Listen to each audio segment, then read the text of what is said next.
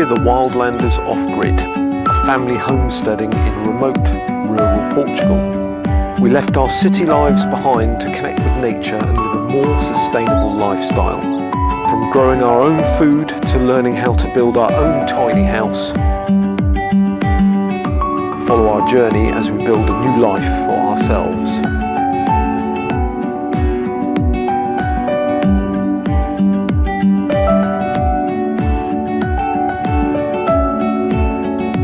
Welcome back to the Wildlands.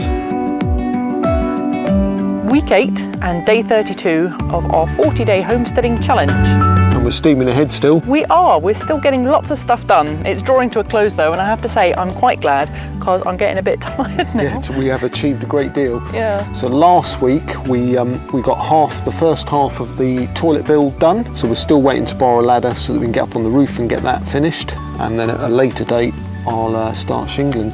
Yes. Which will be a lot of pallet stripping. So this week, what have we got planned this week? This week we have to wrap up the bananas in the new nursery area to protect them from the frosts. And also the citrus trees. Yes. And not only the citrus trees in the new nursery garden, but the citrus trees and the banana circle in our food forest. So that's very exciting because we haven't taken you down into the food forest for quite a while, and the bananas are huge, aren't they? They are, and it's going to be very sad because you have to chop them down, don't you? I do. I'm going to chop them down so you can see that a bit later on. I want to take you down to visit the chickens because I said I was going to last week and I didn't, just to have a peek at how the seeds are growing. Yeah, and these are chicken seeds, aren't they, that are specially for... Chicken seeds that grows chickens! Yes, oh yes. No, it's special food for the chickens to eat once it's taken, but it won't be till next spring.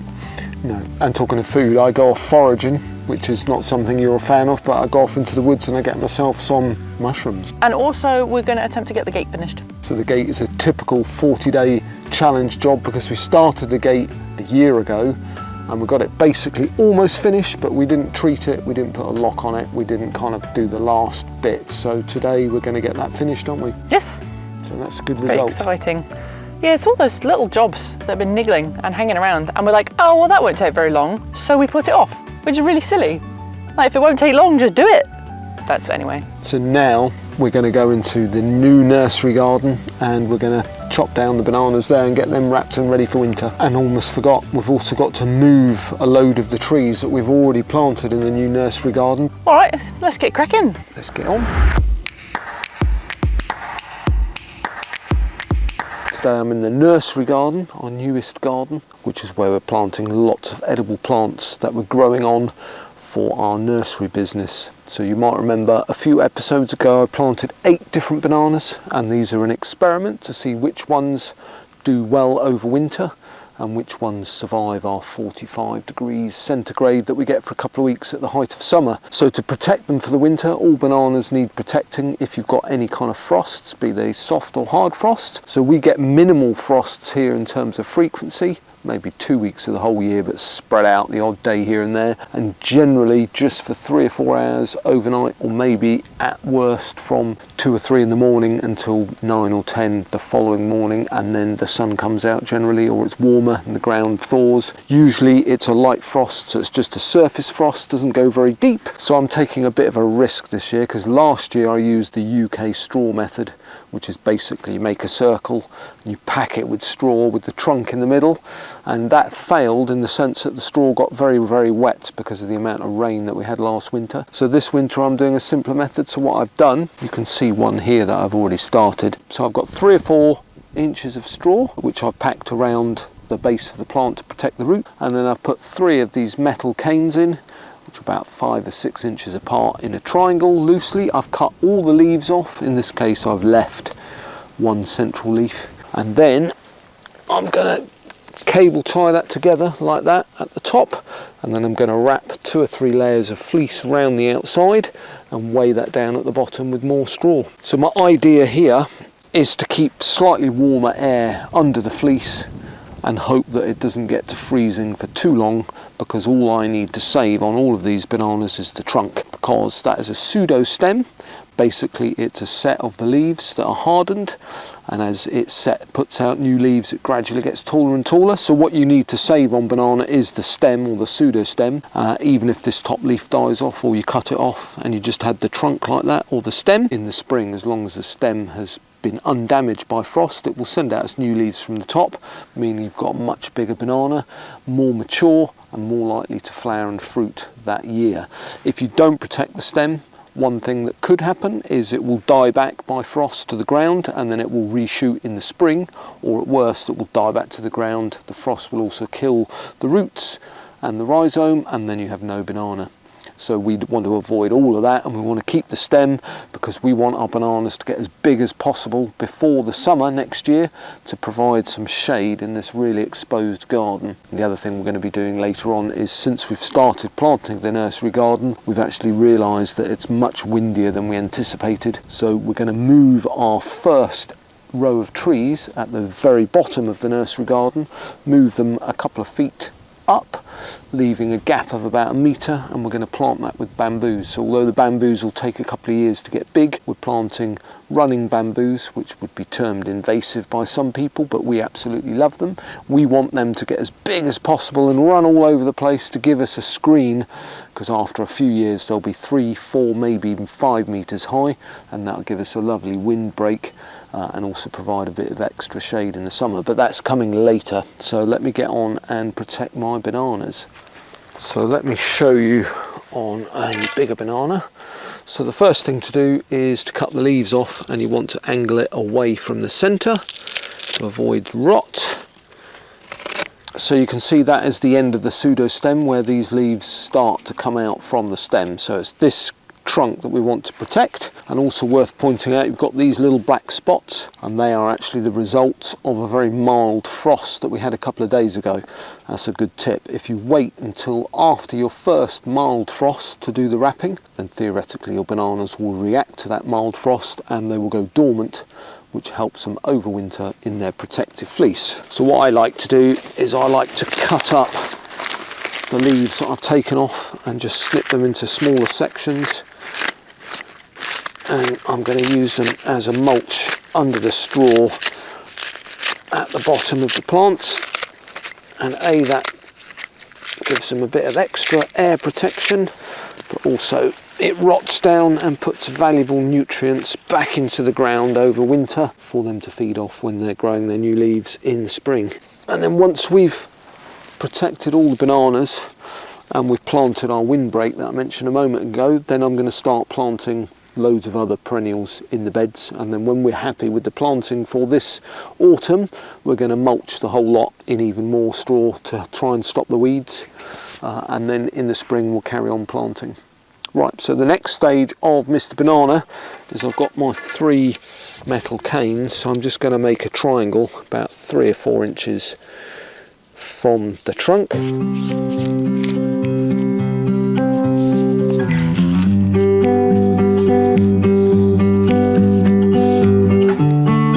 Like so, and then we're going to come back to that when I've finished all the other ones so that we can get the fleecing done.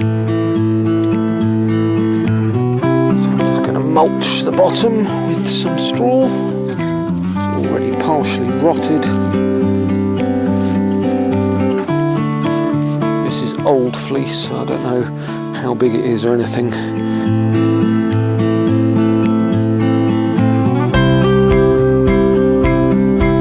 So that's it.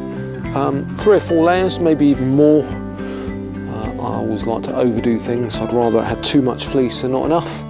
And then I'm just going to weigh the bottom down with some more straw. Just make sure there's no gaps at the bottom, like there. The idea is the fleece keeps in some of the higher warm air temperature and stops the frost getting in. So that's a job well done.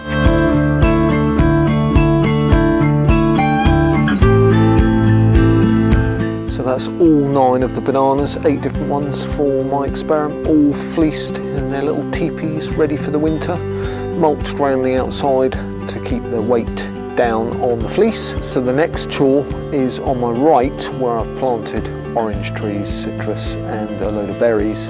I've got to dig those up because I've decided that's where I'm going to plant bamboo at the very back to eventually grow big to create a windbreak for all the wind that's coming up this hill here. Now I've come down here to show you the grasses that I sowed in the chicken area a month or so ago. I open that up and hope no chickens hop in. Mind out, chickens. Then you can see, sweet pea, don't you dare. Look at that.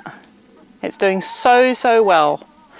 But we're just going to keep this covered all the way through until next spring to allow it to really get its roots in nice and deep so the chickens can't scratch them up. Most of it just looks like normal grass. Let's pick a little blade. Oh, see? That came right out by the roots, so we don't want the chickens to have access to it just yet. Do you want to eat this? You like it? Oh, you do like it. Yum, huh? Yeah, that went down very well. So we're just going to let this grow. And there are some other plants in there too that I can't tell what they are. We'll find out in spring. While I'm down here in the chicken area, there's something else I want to show you. Close this up, because inquiring minds want to know. It's not for now, we wait till next year. This is Fred. He's a rooster. He's one of the babies that hatched out after Dolly sat on eggs in the summer. And he's looking for a new home because we already have flapjack. You can't have more than one rooster. It's not fair to the hens. They're getting bothered by too many male attentions. He has this beautiful, unusual comb, which we think he got from his mum, who was probably Gloria, who's tiny. She has a comb just like that instead of the upright one that most chickens have. There we go. So as you can see, he's very unusual in his colouring. He's mostly black with these fabulous russety orange feathers and his neck feathers too. But if you get a look at the black feathers, I really hope you can see the shine on this. They are blue and green and purple and yellow. They have stripes all the way down. They're absolutely gorgeous. So if you were thinking about getting a rooster to go with your flock of hens, because you wanted to be able to hatch out your own eggs, you're guaranteed to get some really stunning chickies. You have to promise that you're not going to eat him. He's only to go to vegetarians or vegans, people that don't eat their chickens, because we want him to have a long and happy life. But if you're like us, Dom's a vegetarian, he eats the eggs, and Rosie and I just have them as companion animals, and using their manure and their excellent weed picking skills, they're just lovely to have around. So that's Fred. And I'll just pop him here for a minute. He's going to hop down, but I want you to see him in all his glory. Look at that. Look at that. Magnificent. Good boy. Now I'm going to go and fetch George.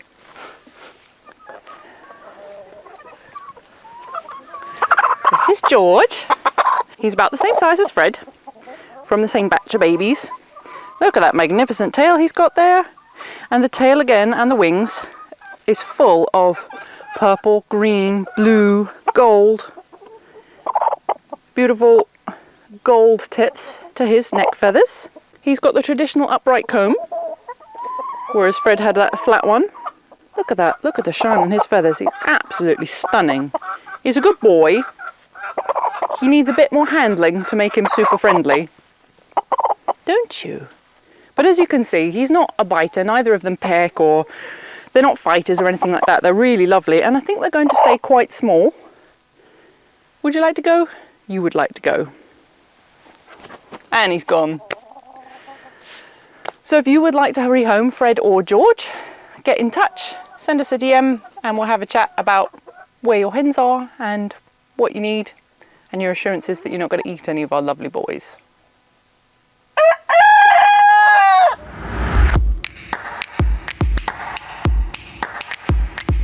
So another thing that a lot of people off-grid, and particularly those prepping, do is foraging for food, be it on your own land or on surrounding land. So at this time of year, it's mushroom season, isn't it? Mm. So Missy's not a great fan of foraging mushrooms, whereas I'm a fan of the ones that I can guarantee 100% what they are. So this year, I've been particularly finding saffron milkcaps. We've got hundreds on the land, and all around the land they basically normally grow on pine needles or in pine forests, and occasionally in other deciduous forests, but generally pine. So because we're surrounded by pine needles, they're everywhere. So I've been having 2 fried for breakfast every day. So basically I go out, I pick them, chop them up, maybe with a little bit of garlic, some olive oil, fry them up, and I either eat them straight like that or I put them on toast.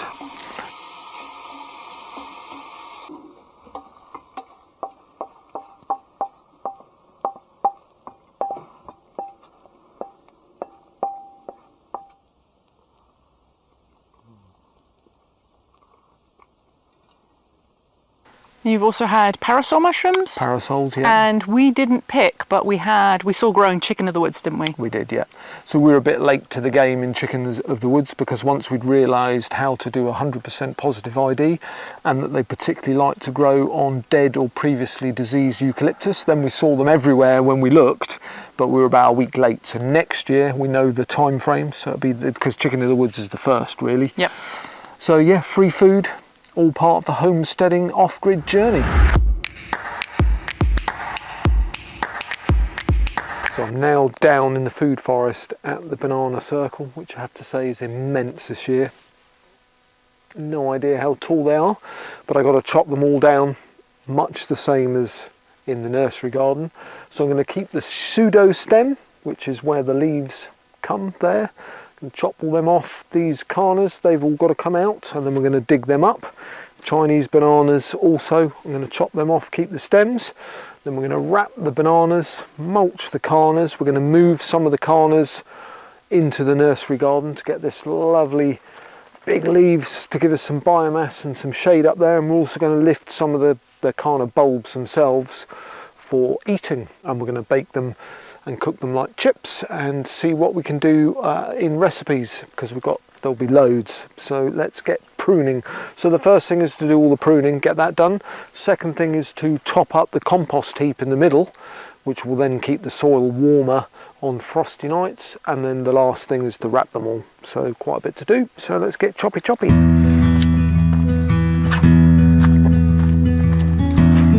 Always feels a bit sad doing the choppy. The size of these.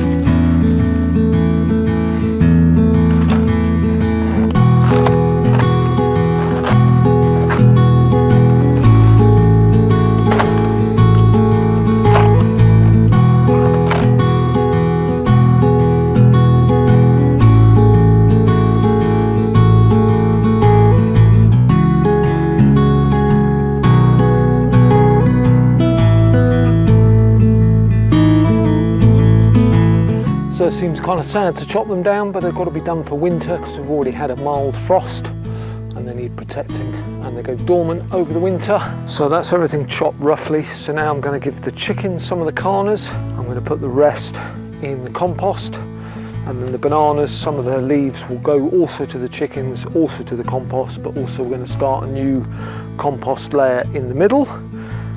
As I said earlier, to keep the ground warmer for these beasts. Look at the size of the trunk. I mean, it's got to be well over 1.5 foot at the bottom. That one a little bit less. I'm going to leave these on, although normally you take them off. Extra protection in the winter at the bottom, because it's this that we want to protect.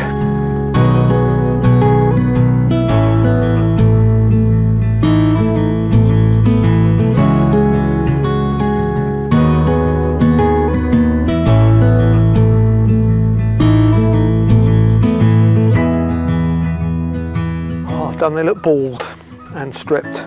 So that's everything yanked out. So I've taken out a massive pile of carnas here, which we're going to reappropriate. Some we're going to eat, some we're going to replant in other places, some we're going to pot on.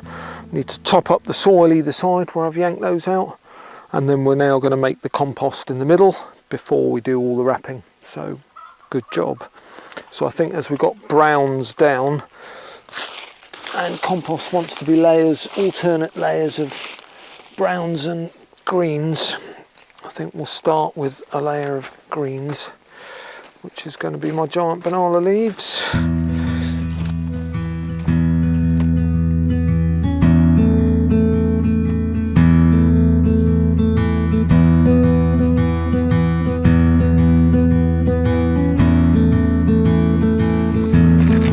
next is to collect up these carna bulbs, so they're out of the way. So I thought this was going to be a relaxing afternoon's work, but I'm absolutely knackered now. But look at these are great, aren't they?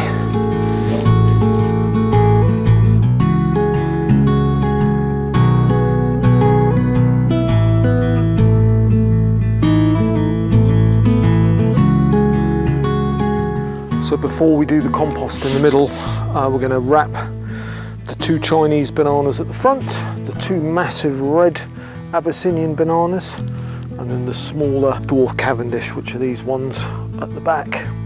And then there's a couple of giant taros. You can see one there with a few leaves left and a load of Kana bits and pieces. So that will all be mulched once we've wrapped these. And then once we've done that, we're going to start the new layer of compost. So let's do a bit of wrapping.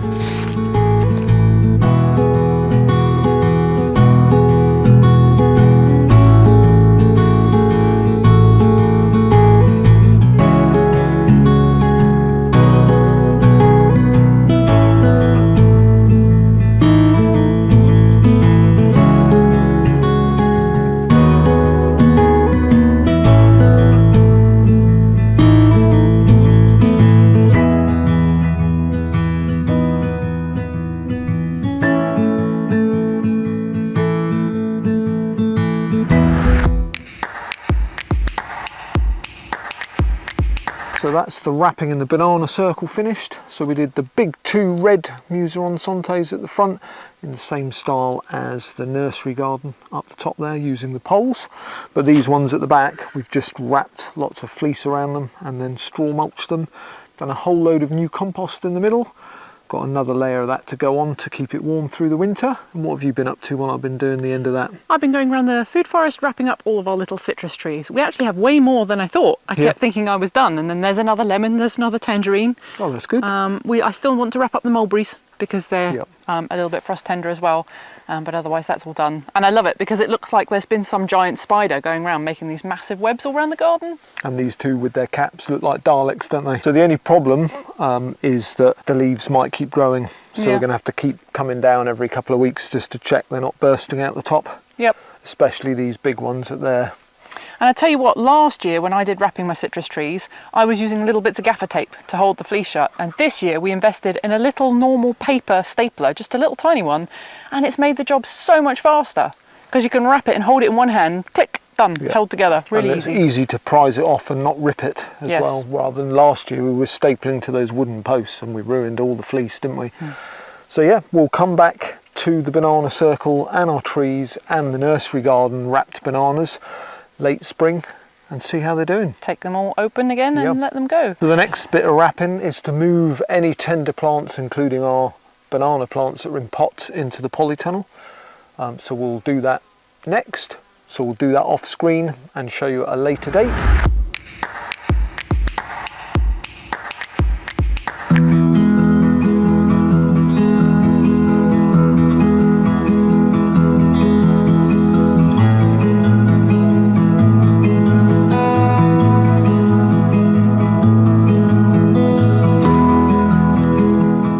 Another job finished on the 40-day challenge. Yes, another silly job that we've been putting off. We built the gate, when? A year ago? Maybe longer. Over a year ago, and then we left it and we thought, oh, we'll just come back and finish it later, and we never did. So your diagonals are amazing because it means that they swing. Which is better for our backs. That's amazing. I was having to heave it up and scrape it along the ground. So very pleased with that. That's going to save my back, as you say. And getting it painted just makes it look smarter, preserves the wood for a bit longer. And I fitted the bolt on the back, which goes down and up, so we need to just make a little square in the ground, fill it with concrete, put a little hose pipe bit in it, and then we can lock it from the bottom, put a bolt on the front. And we've got to put our height barrier up, which is just a pole that goes over there, which means that if you arrived in a truck ready to burgle us, first you'd have to work out how to get the thing off and cut the bolt and do that, and all that while you're on camera. So it's really a good deterrent. Yeah, and we're going to put a bicycle type padlock on the front as well that will lock when we're in and when we're out, so that we don't leave any signs. So yeah, it's another job done on the 40-day challenge that we put off, and it took what, an hour? Yeah. Good result. In the sunshine. In the sunshine. Lovely. Yeah. So lunch now.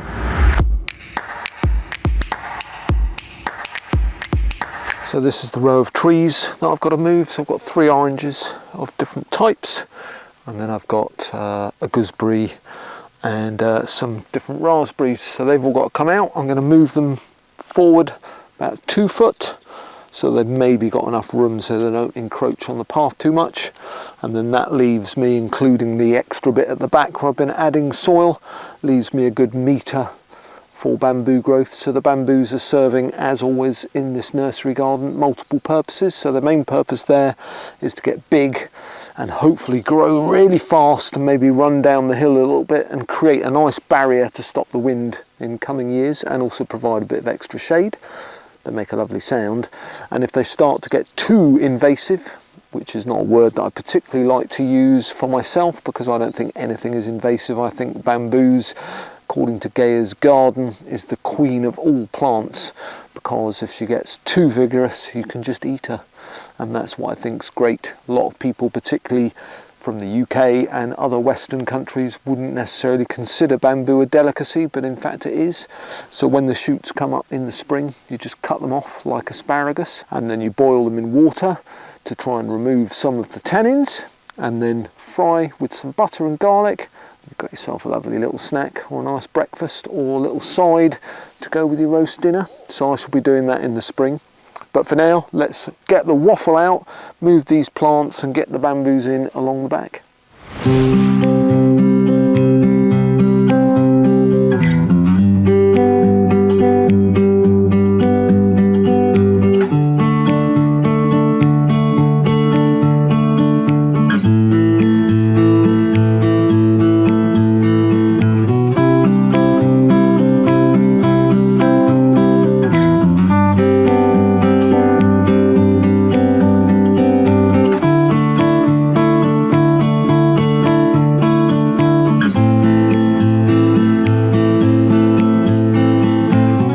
So there we go. So I've done a planting of a couple of meters worth of my beds. So not very much planting, but use quite a lot of plants. It's amazing when you want to plant very closely together for drought purposes, how the plants don't spread very far. So just to tell you what we've got. So we've got 3 different types of comfrey in the garden. So I'm planting them in blocks of 3. We've got 3 different perennial lettuces and rockets. We've got yacons. We've got Japanese ginger, which are the lovely variegated ones there, and then we've done our row of bamboos along the back. We've moved the trees and the berries forward, so ultimately it's going to get fairly crowded in the future. This gooseberry could be a metre wide at some point later in his life. Obviously the citrus trees could get fairly large with a big canopy. They're quite close together, but that's the idea. Obviously this area, and being in central Portugal in the summer, 40 centigrade for a couple of months on and off, maybe even up to 45, 46, 47 centigrade for a few days or even a couple of weeks. So it might be that we have to put temporary shade up while the plants are small, or certainly before the trees get the canopies out. But we're also hoping the bananas all make it through the winter. So on the beds on my left, what we're hoping is that if we fertilise the bananas lots with urea, which is my pea, and or comfrey fertiliser and or chicken poo, that we can get them very big very quickly, like we did in the banana circle down in the food forest. So then that would provide a lot of shade for the plants in those couple of beds. So that's what we're planning. So it's all a bit of an experiment with a view that I've planted plants that we want to pick to eat close at the front. Everything growing here is to be propagated at a later date for the nursery. So for example, the yacons, they have the lower bulb, which is like a sweet potato that you can harvest to eat, and then they have a crown at the top. But in late winter, early spring, you can take the crown up and split it probably 5 or 6 times per plant. So like the middle plant here, I took one out of a pot, which is where that one's come from, and I split it into 6 already at this time of the year. That's how the nursery's going to work for us. So it's all very exciting.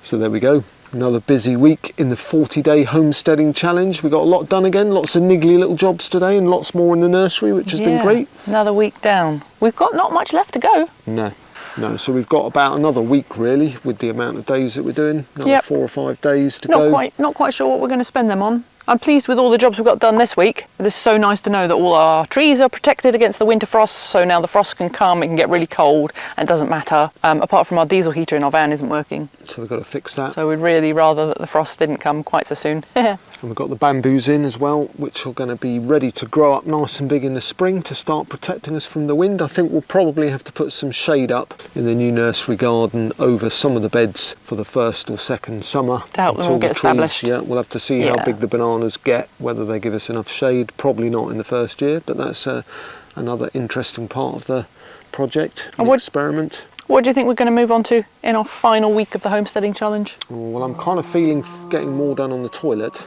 Yes, it would be nice to have it actually done and usable, wouldn't it? Yeah. But also, I'd quite like to get a bit more work done inside the cabin. I was really hoping that at the end of the challenge, the downstairs would be clean and tidy and usable. Yep. Maybe not full of furniture, but that necessitates us moving all of our tools out of there, Cleaning up the sweeping floor, up the sawdust, yeah. and I need to wallpaper, which I don't think is a big job. I think it'd probably take me a day to do the wallpapering Probably downstairs. take a day to clean it as well. Yeah. So yeah, we could do either or. What do you want us to do? Shall we finish the toilet in the last week, or shall we finish the downstairs of the cabin? Drop us a comment. Let us know what you'd like to see in the final week of the homesteading challenge. Yeah, extending the challenge is not an option. No, nobody suggest that, please. No. I want some time off before Christmas. We decided to, I mean, we'll still be working before Christmas, but not at the level of crazy work level that we've been doing. So we're going to relax a bit over Christmas. Yes. Which is exciting.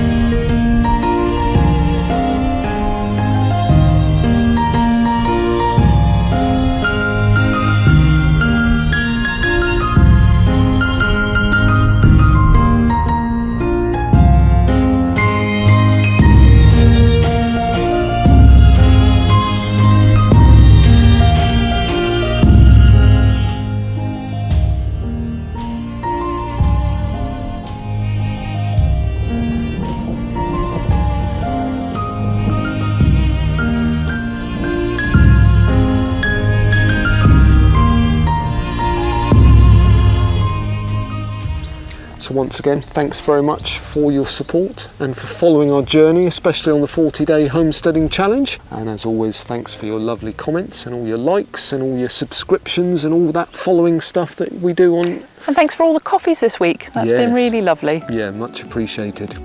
So thanks very much for watching, and we'll see you next week from the Wildlands. Bye.